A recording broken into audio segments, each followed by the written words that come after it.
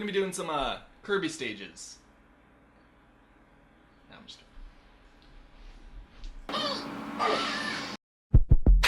Wow! Come on, bitch! It's Sonic Speed! With Sakurai being the creator of the Kirby series and Smash Brothers, it's fair to say he probably had an idea on how he wanted his stages from the Kirby series to look. Are they too simple? What secrets are hidden behind them? Well, we're about to warp star right in with the first stage of Smash 64, Hyrule Castle. Dreamland.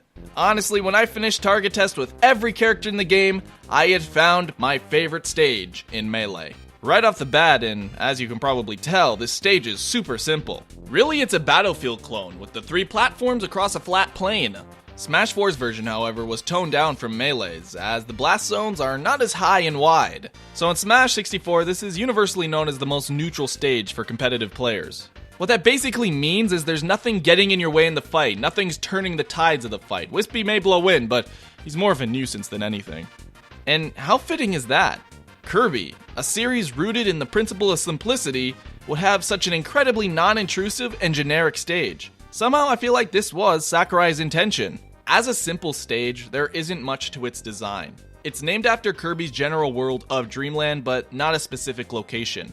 The details it does have, however, really reflect Green Green's more than anything. The grassy area with a path running through it, the flowers, a little pond, bushes, stars in the tree, and rainbow are all aesthetics taken from Green Greens, but some of them are just taken from stuff that's in the Kirby games. The actual cone-like part of the stage down here is an aesthetic taken from Green Greens as you approach Whispy Wood.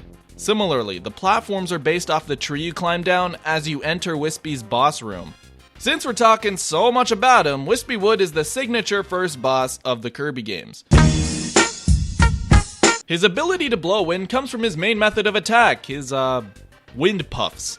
Wind puffs, part of this balanced breakfast. Which luckily doesn't do damage like it does in the Kirby games, it just pushes players. Melee's version of Whispy had a few differences, with the wind pushing harder than it did in Smash 64, and Smash 4's being reduced.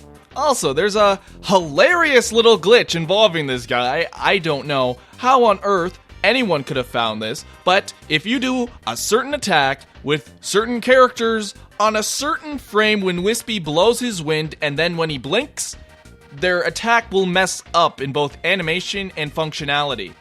Melee is something funny? Would you like to share it with the rest of the class? This is the last time I'm going to be disrupted with your glitches.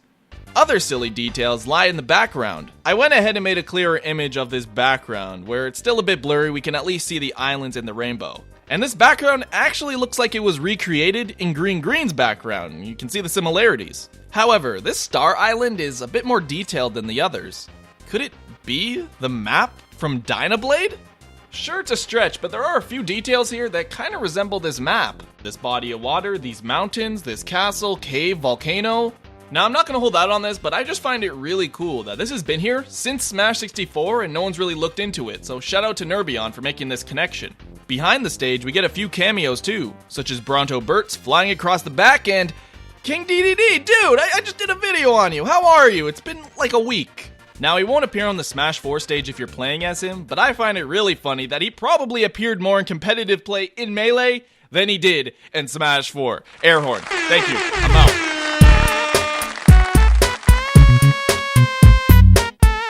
Last but not least, the music. And this thing has hit the status of legacy. No matter where you go, people hear it and they're like, oh yeah, that's the one song for Smash Bros.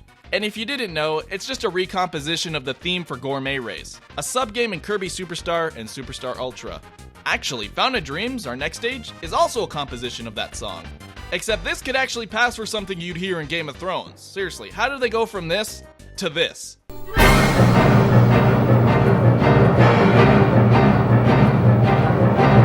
So yeah, Fountain of Dreams. It's another one of my favorite Melee stages. And no, it's not because it's purple, it's just that it's actually really soothing here with the music and aesthetics. It really captures the dreamlike nature of Dreamland. This stage is based off the final area in Kirby's adventure, the Fountain of Dreams.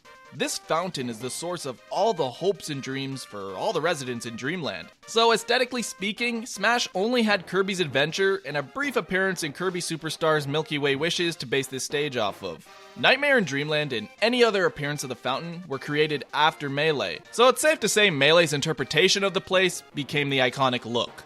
Like Dreamland, it's a simple stage with 3 platforms.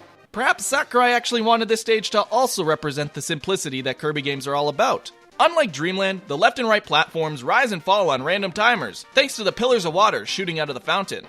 We can see this when Kirby puts the Star Rod back into the pedestal, and in Milky Way Wishes once he beats a boss. The Fountain of Dreams stage is actually only based on this area we see. This fountain here also has spilling water off the sides and a smaller pedestal in the middle, just like the one in Smash Bros. We can also see stars in the sky and cosmic rings that were taken from its appearance too. There are a few other details about this stage many really don't know. In the debug menu, Fountain of Dreams is called Izumi, which roughly translates to spring, like a body of water. We can see in the opening of Kirby's Adventure that they do refer to it as a dream spring, even though it's called Fountain of Dreams. Next, a couple of you Melee lovers will know that if you go on this stage as Pichu or Jigglypuff, the animations in the reflection won't really match it, so if you're sleeping, their eyes will be open and...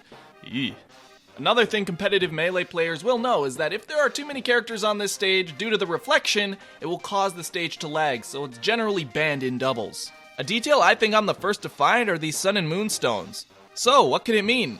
Well, I was jarring over it and I consulted a Kirby expert, and I came to the conclusion that it may relate to Milky Way Wishes. As at the start, you see the Fountain of Dreams and, well bam, the Sun and Moon are fighting. It's like, whoa dude, calm down. It doesn't hurt to mention that we also see the Fountain of Dreams after you beat a boss in this mode.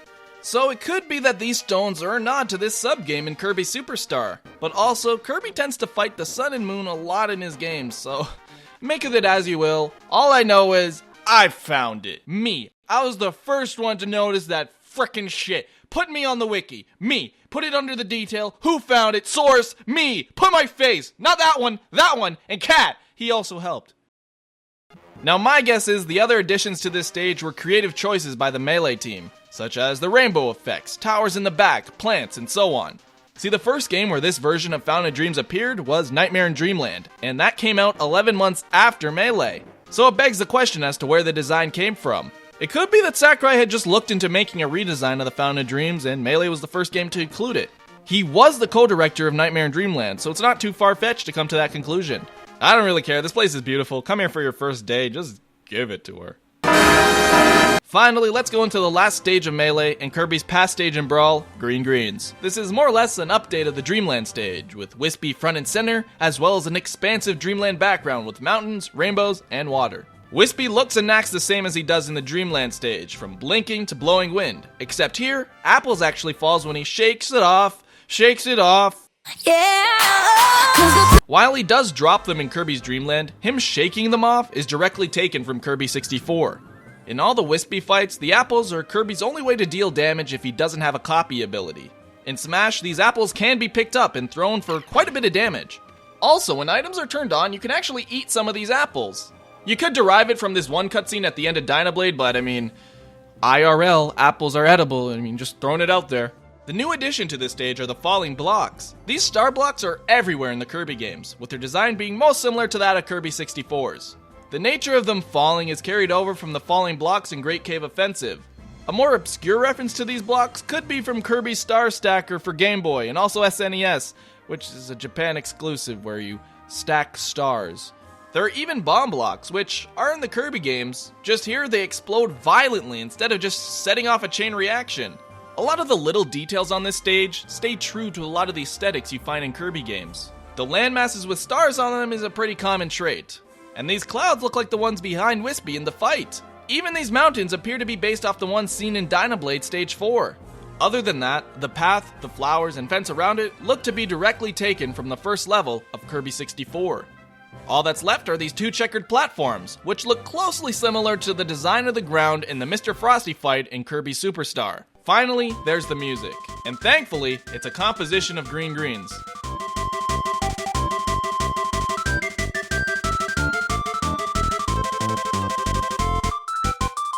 The ending, however, is taken from a bit of music you'll hear at the end of Milky Way Wishes.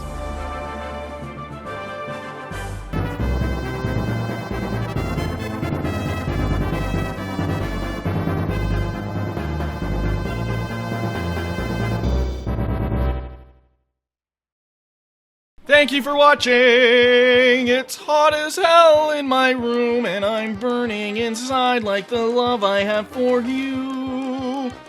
It's actually really hot. Like, you'll hear the fan of my computer, the multiple fans of my computer in the background. I don't give a shit about sound quality, because I'm hot! So is my computer! You want this thing to explode in the video just to die?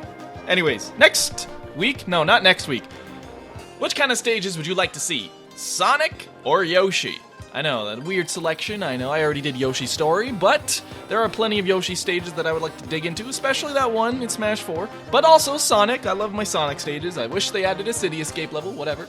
Anyways, thank you for watching. I think this video is actually really sick. I feel like it's very, like, reminiscent of my older shit, you know? Like, from my first year, like, I don't know, something about it. But thank you for watching.